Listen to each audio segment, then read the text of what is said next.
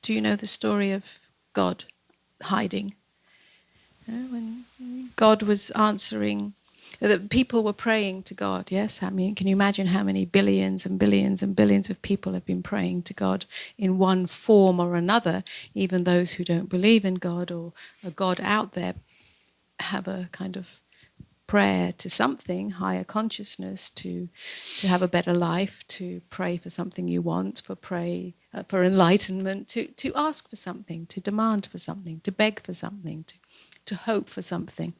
So God got very tired of all these demands and got his council of elders around him, her, and asked, where should I go to protect myself, to get away from all these demands. And one of the wise elders said, you should go to the highest mountain on earth, to the Himalayas or whatever, and you can hide there. Nobody will find you. And God contemplated that and said, well, eventually over time, somebody will find me. Somebody will conquer that mountain and I will be found and everybody will start again. And somebody else said, let me think about this. And I know, you should go to the moon. Nobody will find you there. And God thought about it and said, well, give it a little more time and somebody will conquer the moon and will find me there. So off we went again on the same question, and somebody said, I know, go to the stars, go to the furthest star. And God said, well, that will be good for a while, but somebody will eventually find me there too. So they sat around for a long time and contemplate, and then somebody said, I know, why don't you hide inside man himself, in the deepest recesses of his heart? And that's where God's been hiding ever since. In other words, there's no separation between what we ultimately are in our essence and what we might think of, conceptualize, project as God. God is our essence. There's no entity called God. There's no being called odd, but beingness itself is that. And yet that's such a short journey, such a simple journey, but seems so complex. And then when it's discovered in this way and known in this way, it's profound and it has such ramifications. Yeah?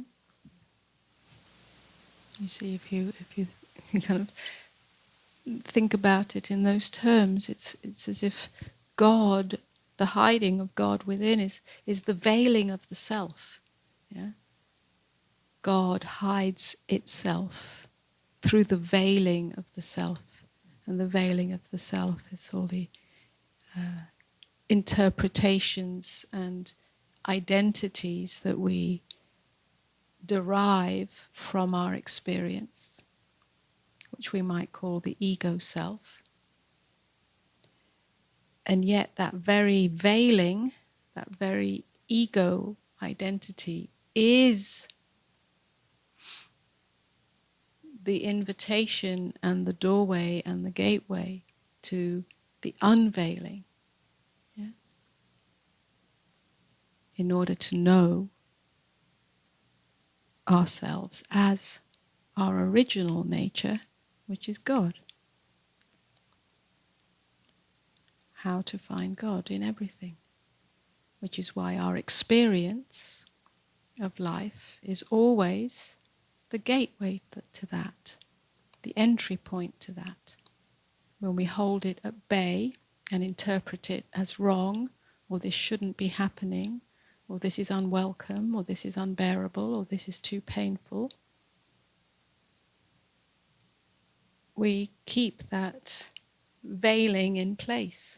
We haven't entered that gateway by allowing it, whether it's by holding or by penetrating, it doesn't matter. That veil comes undone by non-interpretation, not interpreting it as wrong or bad or painful. Well, it might be painful. We experience pain, but it shouldn't be happening, by not interpreting it in this way, the veiling comes undone because we come closer to the experience.